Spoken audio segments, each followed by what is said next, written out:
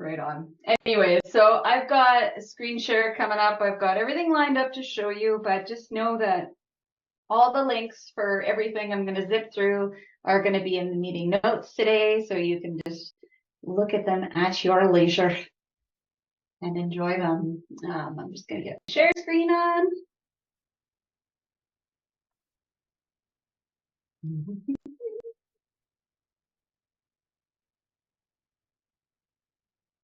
And while I'm going, just in the chat, I have 3 questions today for the chat. So the first question that I have, and you can just kind of like throw your notes in the chat whenever you can. The first question is PDC providers that you love. So I'm just going to put that here. PDC providers, just a list, you know what I mean. Because there's probably stuff I haven't heard of. I just want to see what's out there and be able to compare, you know, all the different programs all over the world, because we are working with people from all over the world, just so that we can start to collect that list of PDC providers. Hi, Melina. So the first share, what's that? How's it going? Great. Super good. How are you doing? I'm good, thank you. Great. So y'all can see my screen. I've got, first thing that I'm sharing today is our pitch deck for investors. So this is now something that we've had created for the company, and y'all can take a look at it. It was a group endeavor to do this.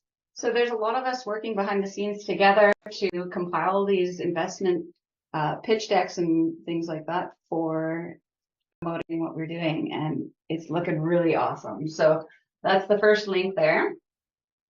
It's the first of its kind of this depth for FFA. All these documents that we've created, they look really good. This is Rob, who's joined our team. He's our strategy guy. So if you haven't heard his name, I'm going to try to say his last name, Rob Auchincloss, I believe. I'm saying that correctly. Yeah, but it just looks really nice and streamlined. Shows our advisory board, some of our partners.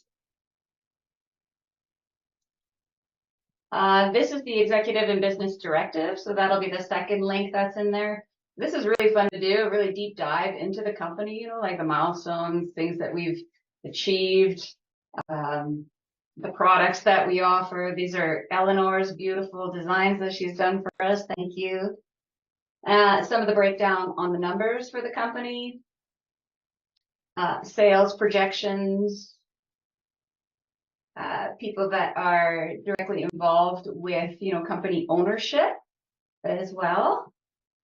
I won't go through that whole thing. Children's Health Defense. I don't know, Leslie, if you're going to be going to that or not. Jim had a +1 for this that he offered up to the group. So maybe you'll be joining. I can't see you while I'm looking at this. I've got too many screens open, but joining him at this event that Jim's going to be talking to. He's got a lot of really incredible events that he's part of. So I'm going to just kind of scan through and show you a few of those. So the Children's Health Defense and Robert Kenny is going to be there. So let's all manifest half an hour of time between Rob and Jim. Rob and Jim. Shh. Right into the universe. Everybody put some juju up there for that one. That would be amazing. This one is a Permaculture Design Course Academy. So this is from Maurice Aboya. I have a meeting with him tomorrow, him and his project manager that he works directly alongside with. And just he may be a new designer addition to our team so that we have some more designers in Africa. He's doing some incredible work there already. So I'm really excited to touch base with him and see what he's up to. I've got a link in there. This is the Eco Secrets of the Octagon. So it just is a nice short documentary about some of the work that he's doing. Oh, I just saw your note there, Leslie. Well, okay, so is there a reason why you're not going? Is that ticket still up for grabs for another designer, or? I don't think the +1 actually pertains to the designer, because I believe it's he and his wife that have the ticket, so that she's the +1. the design or the booth person wouldn't actually be in the event at all. It would be separate. So they'd be in the manning the booth throughout that. Okay. So then if anybody's interested and they're in the area, that for that link, you can kind of look where it is and if you're going to be in the area or whatnot. So if you are interested in manning a booth at FFA, then that's still up for grabs. So I guess it's not a ticket to go to all the lectures and whatnot, because Jim and Andrea will be doing that, but might be an opportunity to connect with them and also, you know, have a booth there and provide information if that's feels like it aligns with you and your vibe. Thanks for offering up anyways, Wesley. This is another event that we're going to be holding on November 11th at Galt's Landing. So a number of speakers. It's a ticketed event. Check that out if you're in the Florida area at that time. Are you all done putting in your PDC suggestions? And then I'll get on to chat question number 2.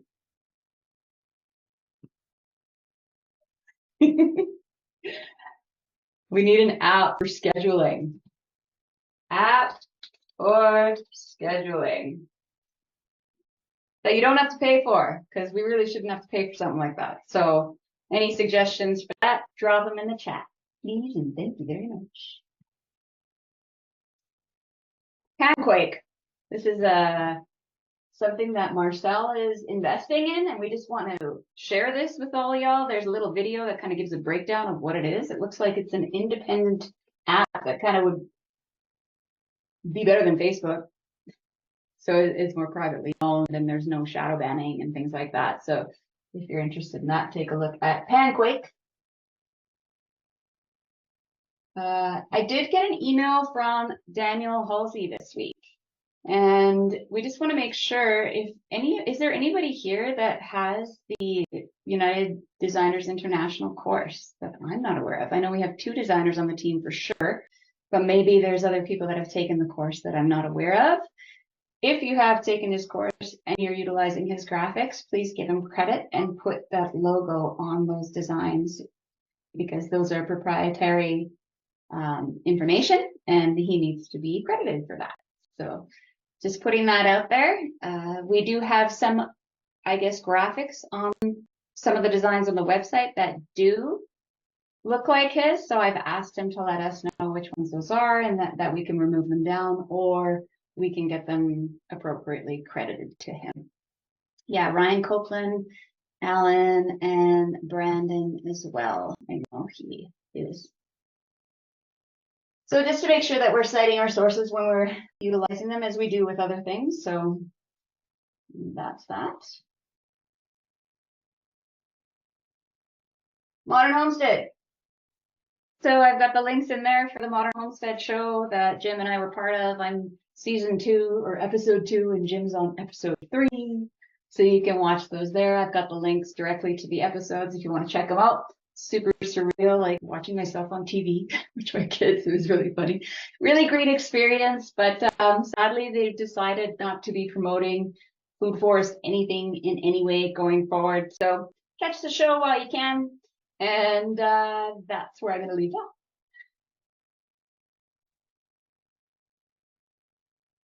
This is cool. This is really exciting stuff, but I have other notes in between, so you can just look at that pretty picture while I talk. Michael Tank just got back from Santa Fe. He's doing a permablitz out there at the Garden compound. So we have, our first permablitz that was created by us, and as well as he's project managing as an installer, and he's a designer. So it's really great that he can, pilot this process and we can create a process, and he's working collaboratively with me to do that. And he had super success. He's got lots of pictures and everybody was super happy. He had a lot of people volunteer their time, and it just went really well. So I've got a picture of Mela in the notes. She looks super happy. This compound had like 5 different houses. Everything was developed pretty much except for her own personal property. She had a huge backyard that needed to be designed. So Michael and I did that. And yeah, he went up there and installed it. Looked like a lot of fun. See if he's here. Lindsay, Yeah. Graham's trying to get in on this meeting. He can't get in. He just sent a message on Slack. Oh, thanks. I'm actually on now by phone. Oh, Okay, there you go. there we go. Can't use my laptop though. Oh, yeah, I'm not too sure. That happens. I did the same thing. I had another machine. My one machine wouldn't let me on. I had to change computers, and it let me on the second one. I don't know. Something's going Yeah, on. this one, it asked me to log in with a password and then it made me verify it on my phone. It was bizarre. Yeah, so I do have it so that it says require authentication to join. That's just you signing into Zoom. I like that over the waiting room, because I hate that if somebody is in the waiting room and I don't see that, I feel like an adult. So we just keep it on the sign-in thing. Apparently all of us have to have 2 computers if it doesn't So work. what's the login requirements then? Because I don't think I've got like a Zoom login. Well, how Anyway, do you- fix that offline. Yeah. Yeah, so silly. I'm not too sure. But hopefully this invite will work going forward. So Graham and I have been tag teaming on a lot of super exciting quotations, and we redefined the quotation process. And I'm going to say it's pretty awesome. And this is the first one that we approached in Alabama. So you can see it's quite industrial, and it was a cotton mill before, and there's a lot of American history around here. So we're looking at 15 acres of this lot, right? I think it's 15, 23 or so. It's a pretty big acreage, request. But the interesting thing about this project is it'd be for 15 years. So we'd have to design something knowing that in 15 years, they're going to be putting in a massive sports complex for the community. So really cool opportunity to work within these design parameters of what can we design that we can, potentially have like a nursery site where they can sell what they grow 15 years down the road or whatnot in order to, continue expanding and giving to their community. Really cool. This is a group of investors from Saudi Arabia that we put the quotation together for. And this was a very lengthy process, and we have Graham to thank many hours of time into putting his documentation together for this one. It was out in the newsletter this week. Looks really great. Really extended our parameters in terms of the scope of projects that we're looking at putting in quotations for. So this one is, they actually have 6 sites. So it would be 3 different types of resorts. So an ecotourism, an agri-tourism, and adventure tourism resort. They would share a lake. So you could imagine maybe the lake in the center and the 3 resorts around. Maybe you can ride your camel from one to the other. So really cool, almost like green desert type projects, and really left it in our court to suggest, some really new and exciting ways of bringing food forestry to different sectors that we haven't really addressed yet. So that's really exciting that we're starting to get that sort of attention from those sorts of investors. And this website here just kind of shows some of the stuff that they're up to, right? I don't know if this was already cycling as I was talking, like, what is that? Like, off-site oil drilling turned hostel or resort center? Okay. So just really cool to be starting to work in this scope. So this is the Canva documents that we put together. And again, we're working collaboratively, which I'm really enjoying seeing part of the core team, that we're all working together. So there's a lot more contribution from different parts of the team into the same thing. So that's kind of the first time that I've seen that since I've been to FFA, where so many people are involved in working together to really just like show up as best we can. And I'm just loving that.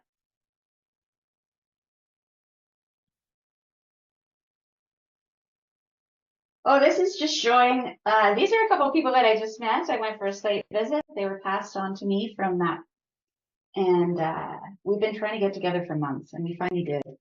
And I went to their site. It's huge amount of acreage. It's up by Cochrane. Jen, I'm not sure if you had a strategy session with them or not, but Jay and Karen you may have, I look back and in March is actually when it would have been. So I don't know if you remember.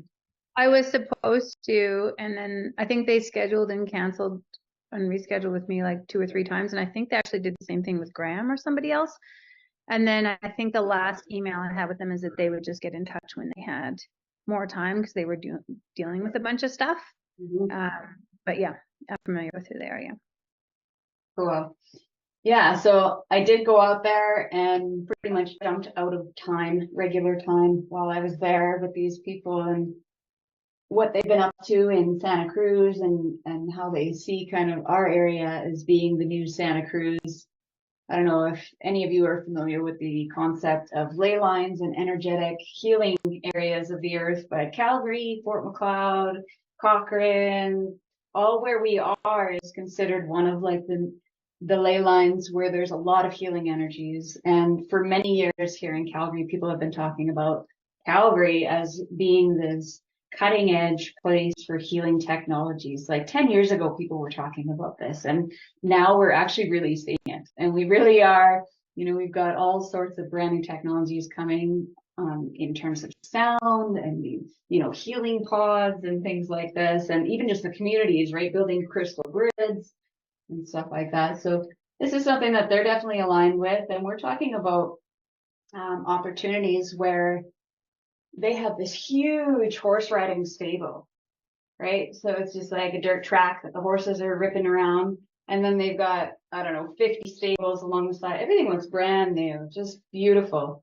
UV resistant, sealing on the thing. And they're looking at maybe doing an opportunity where people can have a market in the regular riding ring place.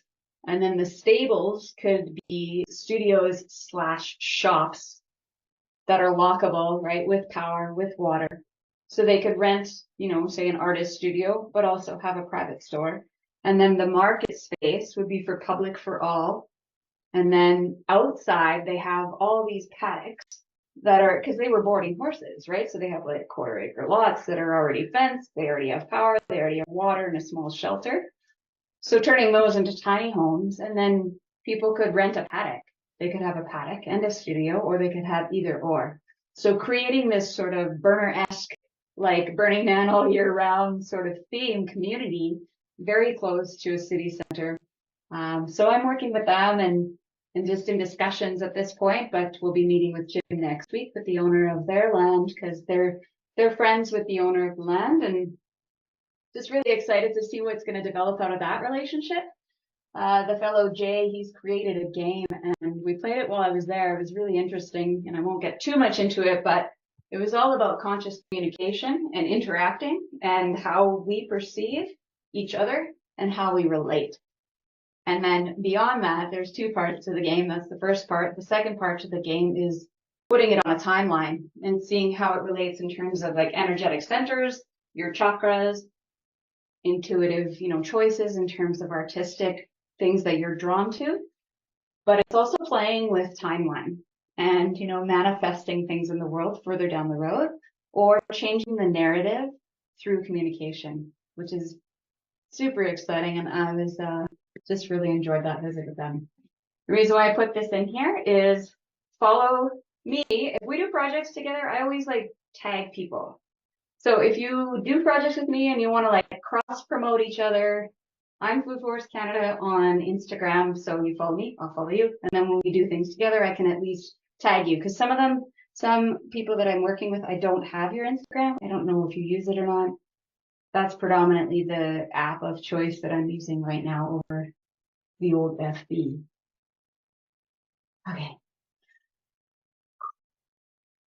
Chat question number 3 is design programs you are currently using.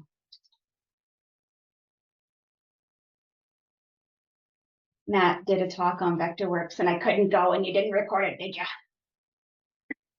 You're muted. Yeah, I couldn't record it for some reason. I think like I don't have the right Google, I don't know, Okay. subscription to record anything. So I need to change that. Well, if you ever want to offer another Vectorworks talk, I'd love to see it. I know it's a little bit.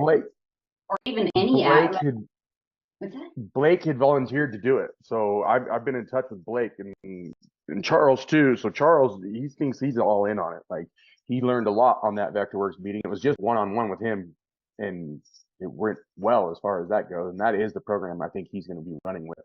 But Blake's proficient at the actual landscape one. I don't have that. Mine's the architect. Like I can do a lot of the things he does, but not quite the same. So he volunteered to actually put on a Vectorworks class to show how the landscape version works. So hopefully he's going to do that. That's wonderful. Thank you for that. Yeah, and it doesn't look like Blake was able to make it. He's in Australia though, so who knows what that timeline looks like. But that's great. Yeah, I'm going to be meeting with another company, and I'll get to that in a second. But looking at new programs, looking at the cost of investing in those programs, and just kind of like up leveling our game in terms of what we're being, like how we output things, because we are having opportunities now to be working with landscape architects and designers, right? So they're using other software. And if you're, I would just say plant the seed in your brain that if you're thinking about up leveling in terms of a designer, to start, considering what you would be willing to invest in terms of having, a more upscale program than whatever you're currently using. So it's 2 o'clock in the morning in Australia, so I can't blame Blake for not being here. Yeah, no doubt. It's weird not seeing you, Graham. Hurts my heart. There you go. You're like, but I'm eating, Lindsay. Why'd you do that? Yes, I am. I'm eating. Hey, wait, how did you know that? I guess one project I missed mentioning that we did do a quote on was in Portugal, in the Azores, in the islands, these subtropical islands off the coast of Portugal. Lots of juju going out for that one. I would love to go there. Okay. Rob A, who I mentioned earlier, is going to be designing a new website for FFA. How many websites has that been? This one's gonna be so good. Sure If will. he's Every changing website the better. logo, I want to slap him up the side of the head. No, we've all given him our 2 bits. We're not changing the look. We like the logo. We're good. We're not gonna change that. I hope we're not. Anyways, that kind No, of no. Let's make this clear. We're not changing the logo because I have no room left in me for changing the logo on 50,000 documents that we've got. That's funny. Graham's putting his foot down. I don't know. Canva. So anyways, he's as you can see in the first documents that I showed, it's got a really nice look, really nice, clean, modern look to what he's, for an interface between our company and everybody else. It looks really good, really modern, really clean, really clear. Love it. So hopefully the website will look just the same. Next, almost getting through. New plant list idea to add to our projects with parameters we require. What's your favorite 12? So I was just talking to Cameron about the designs, the intensity that we go with our designs, and he was saying, simplify. Why can't we simplify? It doesn't have to be that, intense of a design, and it can go either way, but just in terms of being installer forward thinking, this is something that we've been talking about. He says he's got his 12 that he knows is going to work really well, and I just thought it'd be nice to know what everybody's 12 are, right? Like for each region, different places. So maybe just to start thinking about that. What would be those, 12, and thinking about all the layers of food forestry, and maybe there's more than 12, of course, but there's usually like no fail plants, right? For those people that are like just starting out, and we don't want to be picking plants that are super finicky and super fussy and require a lot of care and pampering or anything like that. And I know we usually don't, but just something to think about in terms of your region and what would those 12 be? Because I was thinking about this little campaign we could run. You show me yours, I'll show you mine. Anyways, good idea, I thought, just to start thinking about that and sharing it with each other. We can put that into Annette's resource list later on. Yay, Annette. I'm doing a design for the Fireside Chat. So this is Greg Carlwood's website. He runs a podcast of really interesting content. Some of the stuff that he's talking about here, maybe check him out. Jim's been on his show a couple times. They were just on last Friday again, so I'm interested to hear that because they had a concept of my design that was a gift from Jim to him on behalf of FFA for promoting the work we're doing. So it was great to get to know Greg a little bit and do a design for him. So I'm just about to submit my final draft to him once I get that narrative done. But him and Jim had an opportunity to look at the design together and talk about it on his last show last Friday. We got a video of the Galt's tour. This is a new one that's been updated. So share far and wide, strategy session peeps if you like. Anybody who wants to know what Galt's Landing is about or what a Freedom Farm Academy can look like, that is our premier location. So that's a really good one to share. And then I met with Austin and Dustin, and I met with Cam, James.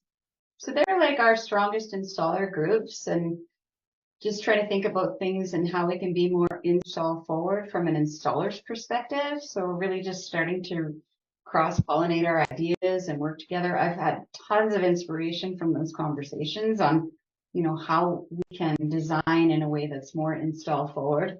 I have a lot of like hopes and dreams that are on my roster of things to come. You know, things that we might want to think about as terms of if we're going to be upgrading our software, we now have tools that can measure, say, the bed that we're planting is part of the design, right? And we've got the square footage in there, and that can correlate to an install quote, things like that. I can see being very install forward so that we can get more of these food forests in the ground and quicker and easier for everybody to understand. Plus, it's going to educate us as designers, you know, what it takes to install and all those considerations that maybe get missed if we're just thinking in terms of design and those, you know, very surface elements. It's going to encourage us to get a little bit deeper into, okay, well, how big is that square footage of this bed? How much is that mulch going to cost for this person? So that we can start maybe considering the price of the installation that we're creating the design for a little bit more, so that we can make it possible for people to install them. I know, like, I was a very design forward. When I was designing last year, I was really kind of touting dream big, you know, get as much as you can and they can choose from it. But maybe that's not the right approach, because maybe it's overwhelming and maybe they can't afford it. And if we put designs that are too complex or too intimidating, then that might not get in the ground. Who knows? Into the Weeds is a movie that came out October 3rd. It's screening for free in Canada. It is about Monsanto and direct effects of Roundup on people. Right now, there's a bill that's going to pass. I don't have all of the details on that one in the States, but I encourage you to look it up, because the bill that they're trying to pass there will make it pretty much impossible for people to bring up cases with Monsanto in terms of being injured from that. So I have a little link there. Yeah, you can watch it for free in Canada. I think you could only watch it on October 3rd. It was only screening one day only in the US for whatever reason, but you can still go to the website probably and get some information on that if you want to have a voice and send a letter or whatever needs to happen there.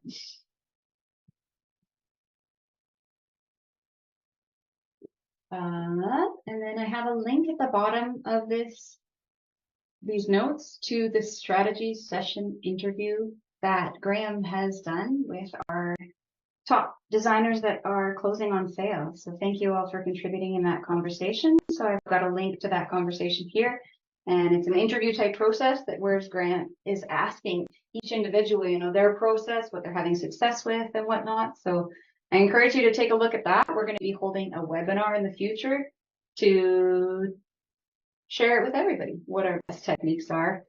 So keep your eyes peeled for that. This is a presentation by Blake Hudson. So he's our new designer from Australia. Welcome, Blake. Thank you for joining us. He's extremely talented and he has a very cool process that he goes through for his designs. You can watch that here in this video. He also has like a 3D interactive presentation example, and I do have the link in there. I'm not too sure if it'll be shareable for everybody. You have to wait a little while it loads, but it's a 3D animation that you go inside of and you can move around. So this is the kind of stuff that he's doing with his designs, and that's somewhere I'd like to go eventually. Like, how do we go from a 2D to a 3D model? I would love to be able to show our designs like animated in real time and stuff, right? Like, here it is when we plant it, and this is what it's like when it's fully grown. So I'm dreaming big, but I think it's possible. And we're already on our way. Again, Vectorworks. Yes, Charles. It's like 282 US a month, is it? I don't I gotta check it out. Could be worth it, right? Look, we don't want to talk about that. You don't want to see my inbox, it will give you anxiety. Next, Eleanor, I can start sharing your things now. Right on, great. So she's got some wonderful, well, here we got her beautiful CV. I'm gonna share it. I just wanted to share that really quick. Because I asked Eleanor for this, I had to create one myself for these investors that want to see who are the designers, who would you suggest are going to be, who would be designing my project over here internationally or whatnot. So we did for the Saudi Arabia project. We put Colleen and Filippo and Eleanor, Mamina, and we just put little brief kind of descriptions of who they were, but it inspired me to get 153. That's not too bad. That's not too bad. To get everybody to think about, if you want to be involved in international projects or you want us to consider you as a designer to be putting in these pitches to investors, then get a CV like this to me so that I can include you and consider you for those projects. I think this would be a phenomenal addition to our team to just so that I have on hand. So when I'm talking to people, I can say, oh, I have this designer over here and here's their CV. And I think it just really shows up well for people. They can kind of get that first personal touch, and then, yeah. So she used Canva to do it, she's saying. So that's great. Yeah, I used Canva as well for mine. They have a lot of really simple layouts. I don't want it to be something 2 pages long, just 1 page. Just make sure that you have, your contact information, your skills, some experience. Just 1 page is beautiful. A little photo on there. You definitely want to have that. I think this is great. She's got this beautiful little beginning sentence there. So that's a nice addition. I'm showing off these as well that you just shared with me because I want to, because they're great. These design patterns, these kitchens for Thailand. Go ahead. Yeah. No, I was just saying yes. Okay, cool.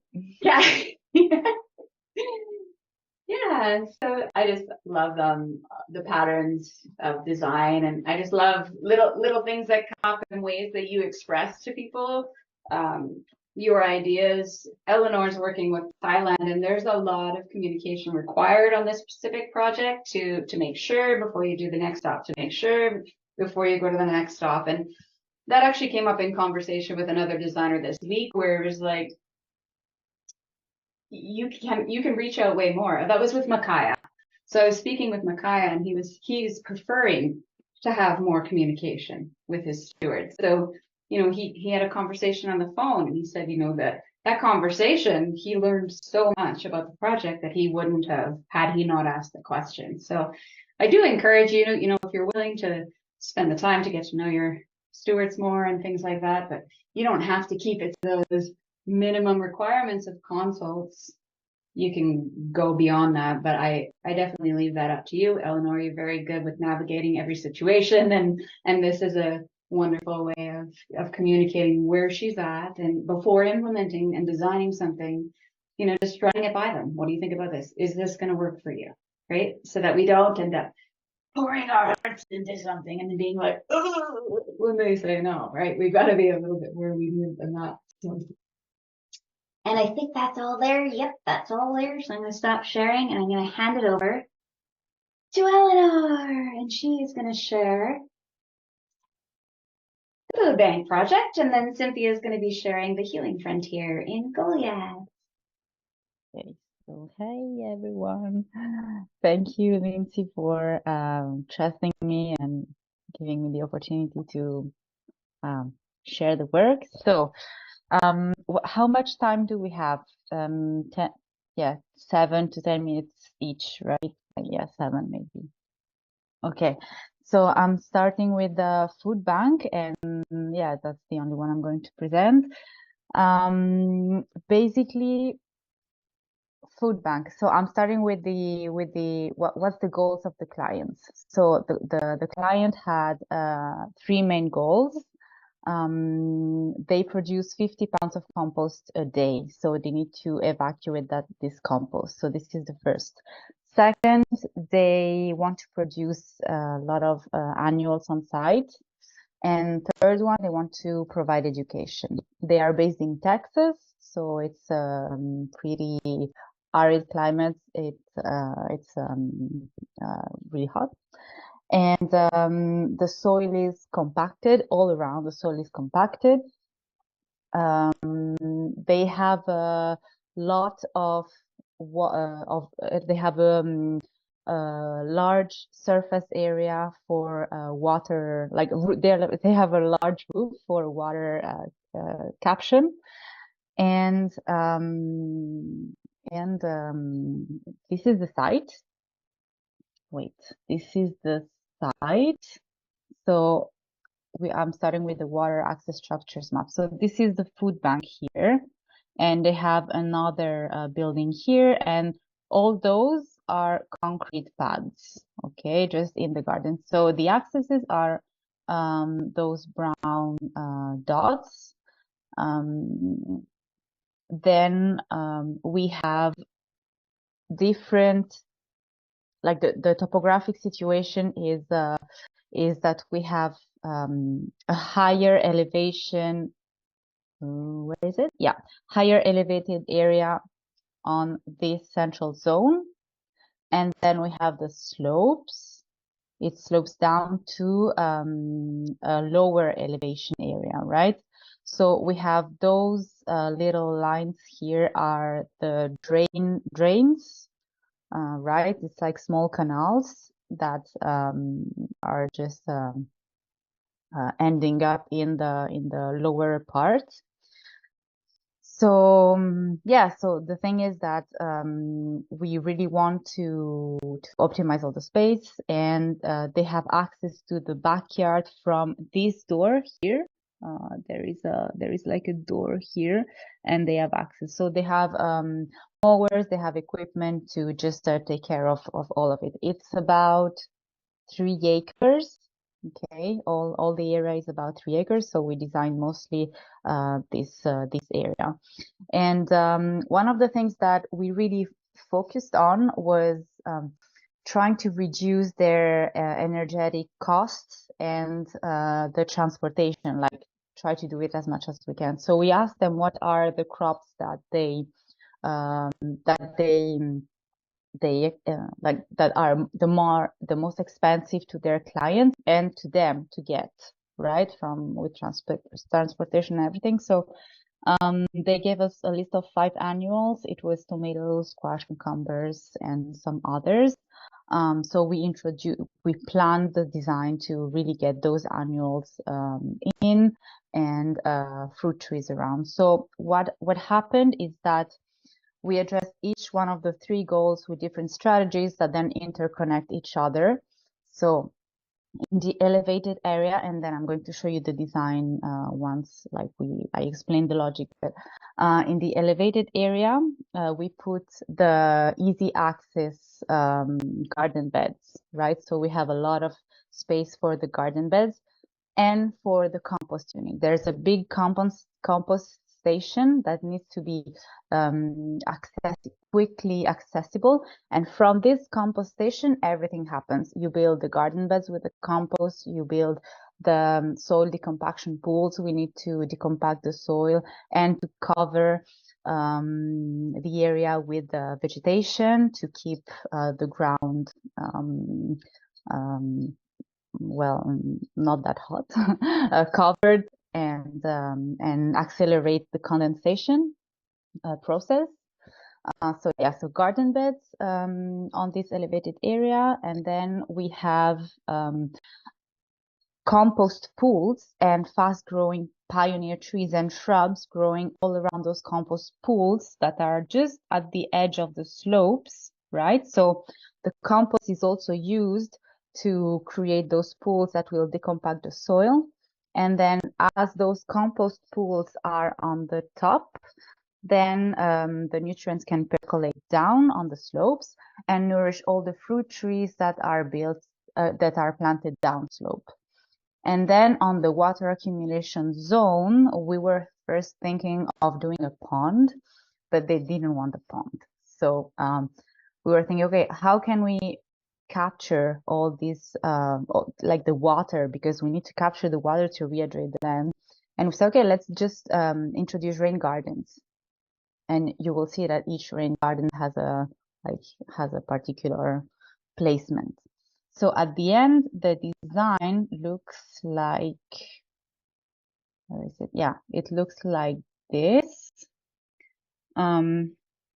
So we have the axis on this part, right? With the mower, not the mower, but the tractor that can just go around all this area. There's all the machines on this concrete pad, and then it can move all around. You have garden beds, and then you have also we call them compost crop mounds, and basically it's just like big mounds of compost and earth mixed together, and then you mulch it, and then you grow milpa, because it really works well. Like squash really works well in compost, so let's just build compost mounds, right?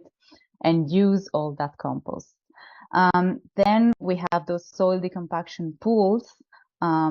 It's basically just pools, and you put mulch and compost in it. It's basically mulch pit, but with compost also, to evacuate all this.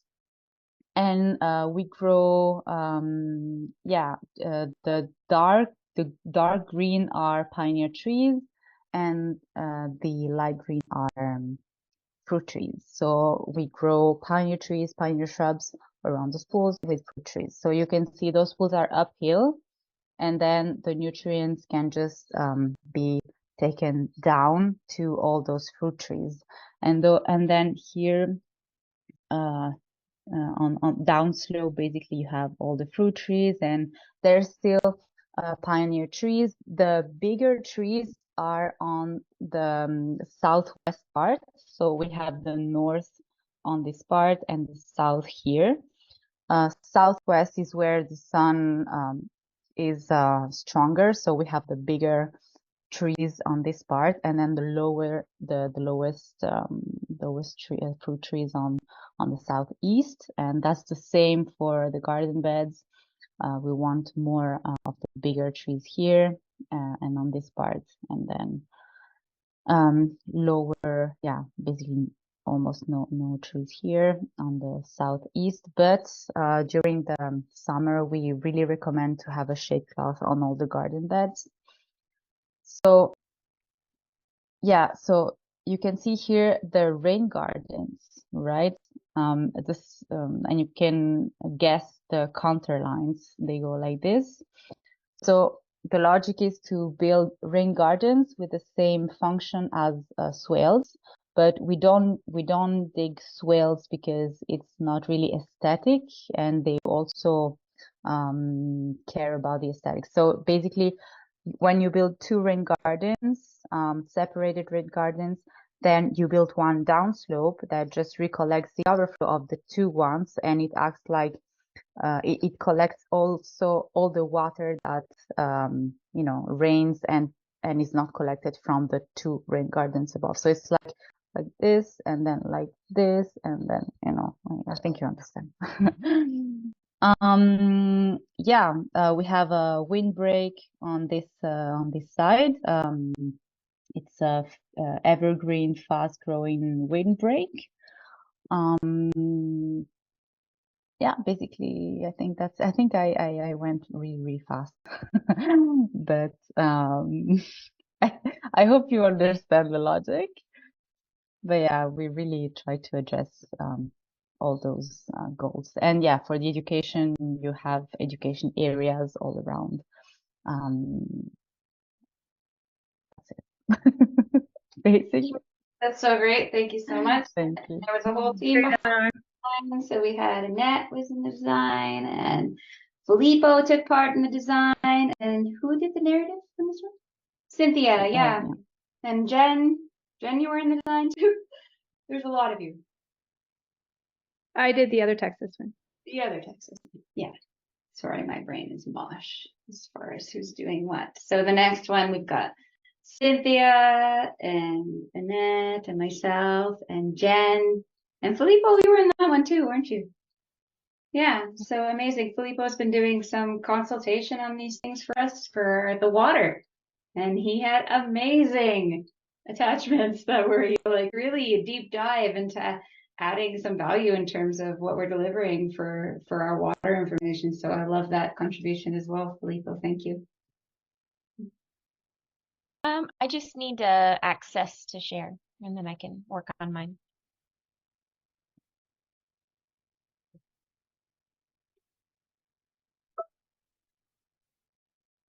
You got it now? Yes, I got it. Okay, so this other design, which we're calling it the Healing Frontier, was only about maybe 30 minutes away from this other, the one that in Victoria, Texas, that Eleanor just shared. So same climate, and we get plenty of rain out here, but in summer it's intensely hot, and there's severe droughts, like for 4 or 5 months even. And so this area here's just the it's a huge property. I actually can't remember how many it is, like 17 acres, something like that. But it's like there's two parts. So there's this back area that is like the zone 5 that just has like, you can see this is probably what the land might have looked like, lots of like pioneer trees and shade. And then this is kind of what it looks like now. And what they've done is for decades, they've been renting this land for horses to just store, and because apparently Goliad, Texas is like known for horse racing or something like that, which I looked up in their history. So this whole land, all this land here, there's no, obviously there's no trees, and the horses are on it, and pretty much so when we do get rain in the spring, like I saw some pictures, it did look green and lush.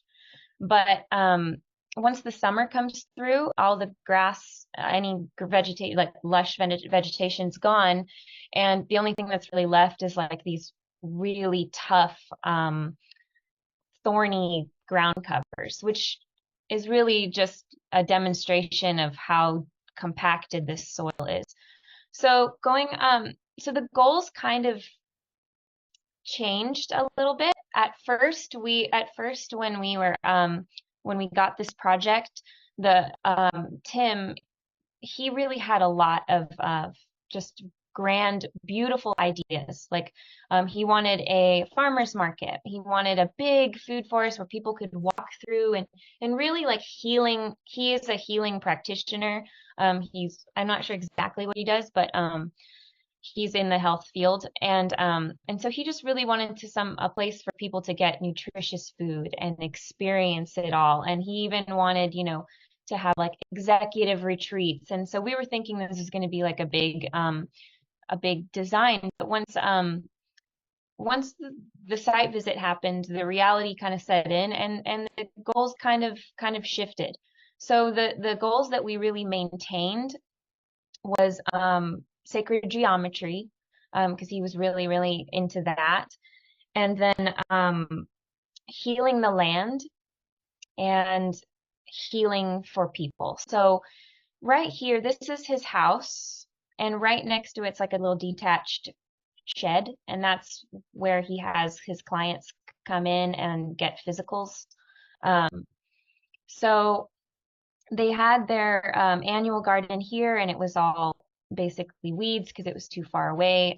So we basically just focused on doability, and just really pared it down. And what we did is we basically designed the zone 1 and then gave like a theoretical like healing 5-year plan for the rest of the property. So this is kind of what it looks like, broken into parts. So this area, he says he wants to get rid of all the horses. And so we planned for that. And so he has 1 cow and 1 donkey, but there's no shade and there's no paddock shifting. So this is a Filippo idea right here, breaking it into 14 parcels and lining the whole thing with pioneer species.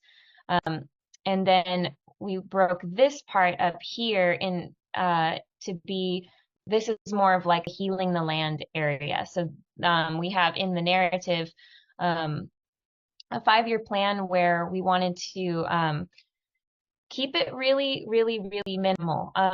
It seemed like earthworks wasn't in the cards for this client.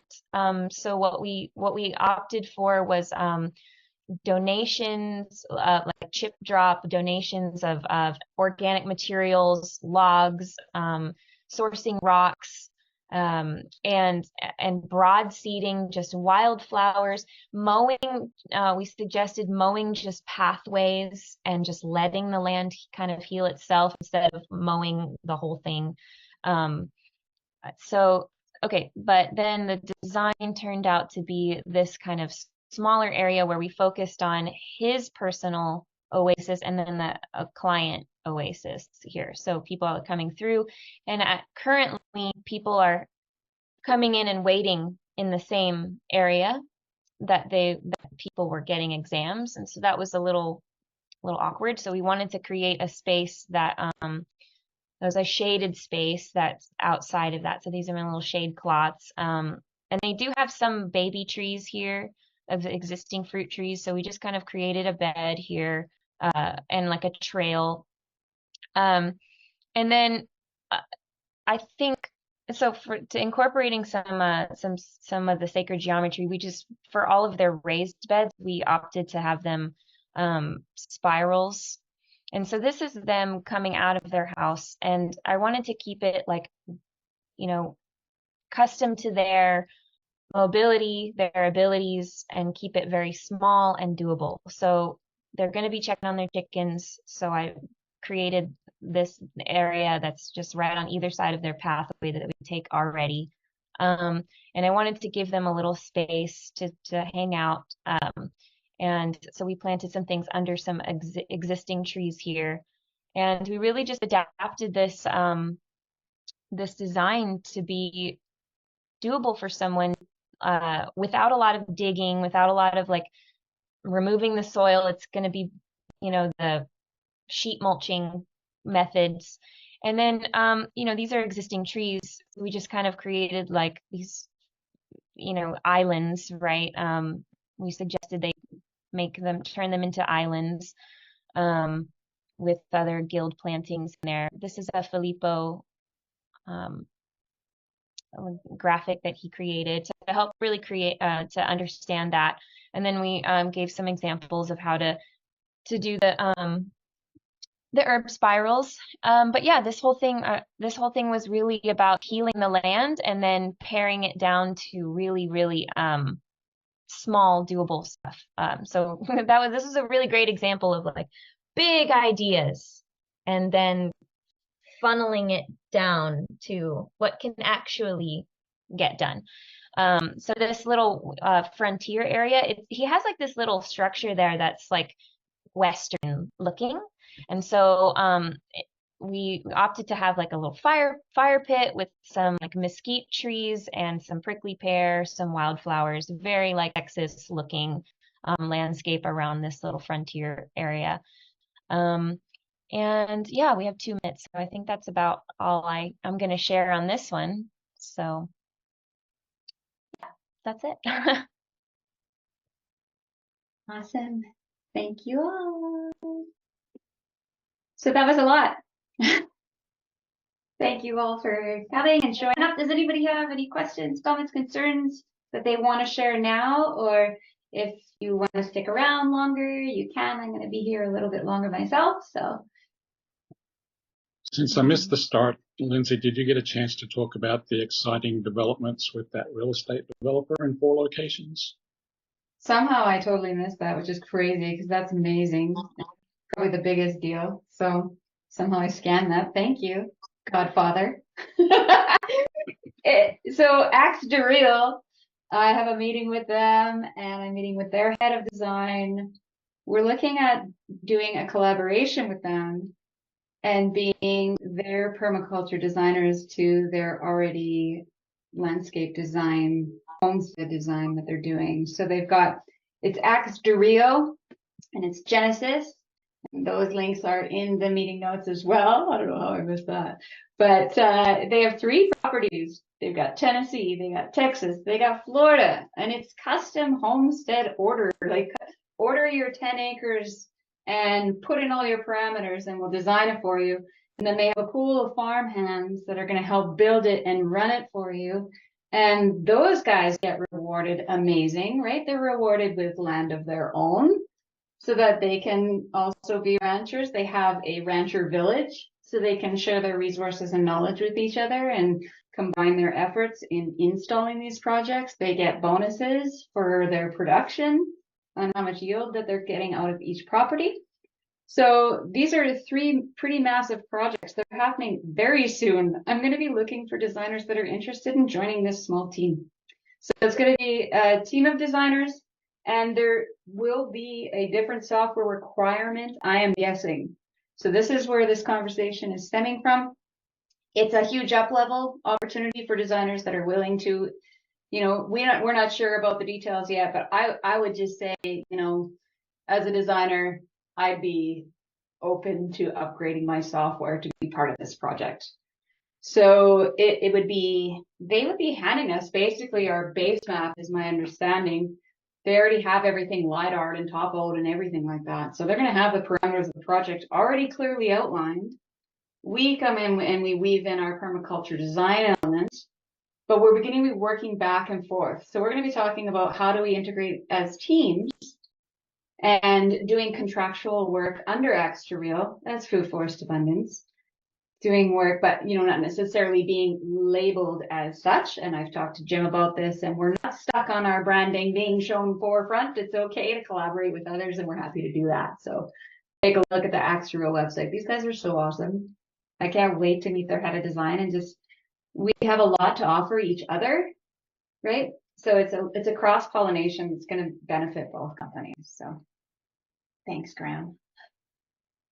I'm like, so much to talk about. Anybody else? Yeah, I have a thought. We've mentioned, you know, the technology, like in our software, a lot in this meeting, and like moving that, and I think that's wonderful. I'm thinking about as our company grows and grows and grows and grows, I wonder if it would be like as far as designers and installers all over the world, right? So I'm wondering if it would make sense to create like a technology team so that maybe not everybody has to be proficient in all of these designs or programs, but we can still utilize their designer mind, and they can, but then we have like a technology team that can like render it in the way that is that we want or something. So just to, you know, that way technology doesn't become a barrier for a lot of people, either monetarily or just time spent, you know, but we can still use their brains, right? Yeah, and that's something that I've tried to encourage weaving in for project managers on the Freedom Farm Academies.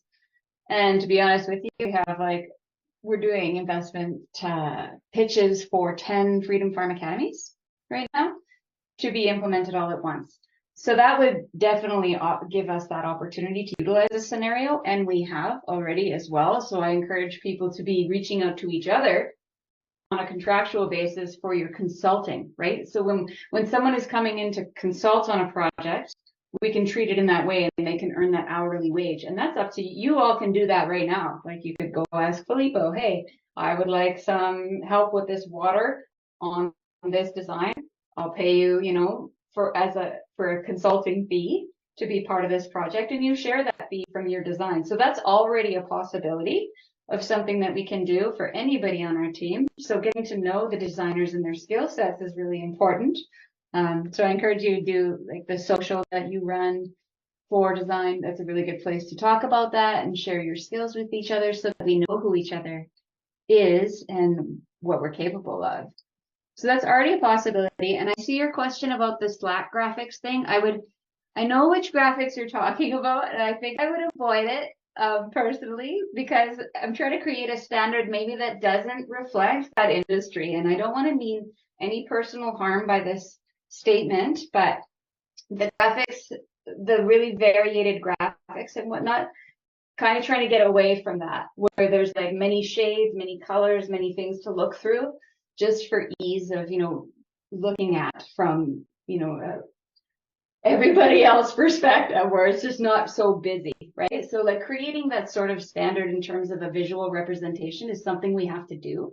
And I think that that's going to be something that will come about with this relationship with Extra Real, where we can start to really look at professional designs in the industry and start to model some of that behavior so that we're following it into the same league. Does that make sense?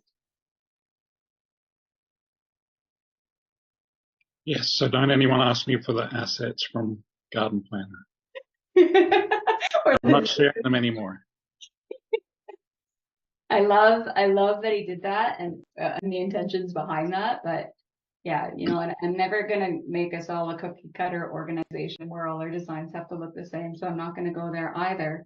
But I think there's a fine line between coming off as, you know, professional designers or entry level designers, and that's where it is, right? It's the graphical representations that we're doing. It's the look of our designs. It's the strike of our line. It's the kind of font. It's all of that.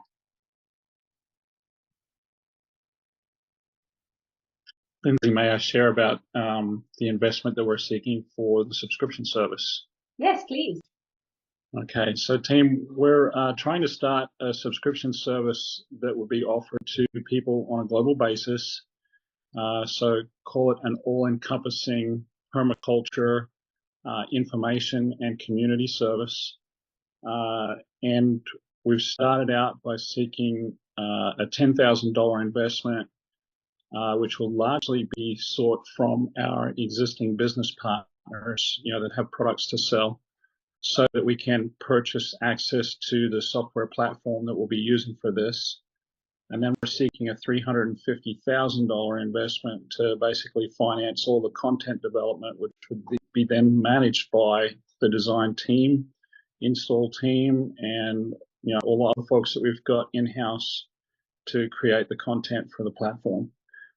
So if you do have people that you have in your network that might be interested in financing that, whether it's folks that are really, really excited about the vision and mission of Food Forest Abundance that have been stewards for projects that you've designed, please get hold of Rob or Lindsay, myself, or Matthew Britt, or Jim Gale to inform us of any contacts that might be interested in investing in that program. Thank you.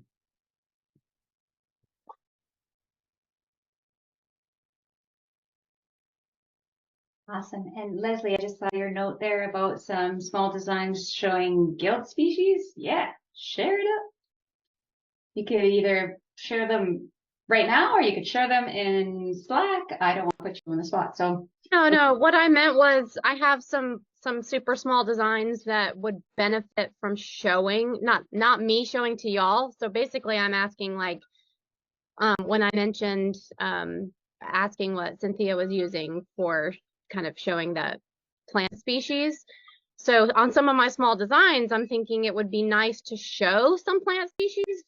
And so what would y'all recommend to show that with on a super small design that really is focusing on just really a permaculture garden is what, you know, they're doing. And so what would you recommend as having an attractive looking design that would show some of the color that they're getting with, you know, the pollinator species and the different ways the plant looks and things like that.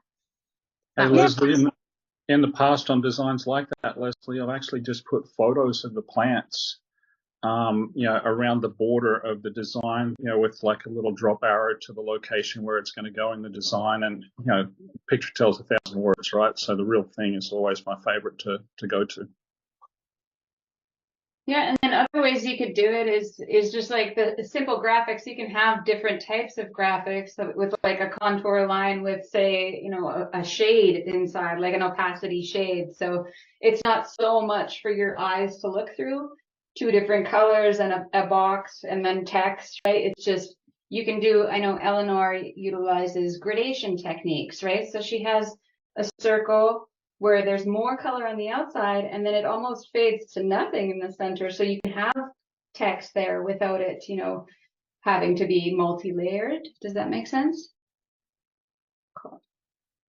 Yeah, that's what I've been doing. I'll stick with that. It's worked. I just kind of liked some of that extra little cool stuff here and there. So Yeah, and I was thinking about like, even with Morpholio. So Morpholio has a whole bunch of stencils. And I was almost thinking of just like creating the graphic library from the stencils, right? Because it's got a ton of different, really modern looking symbols, but they're just very, simple contour line, a different shape. Maybe there's like a few smaller things within the graphic, but they're not too busy that you can't read the text or things like that.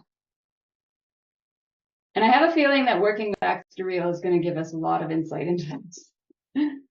Yeah. Cool. Well, that's it, everybody. Everybody but Charles gets to stay here. Thank you, Lindsay. Thank you, everybody. Have a great week. Thank you all. Thank you. Bye. Bye. Bye.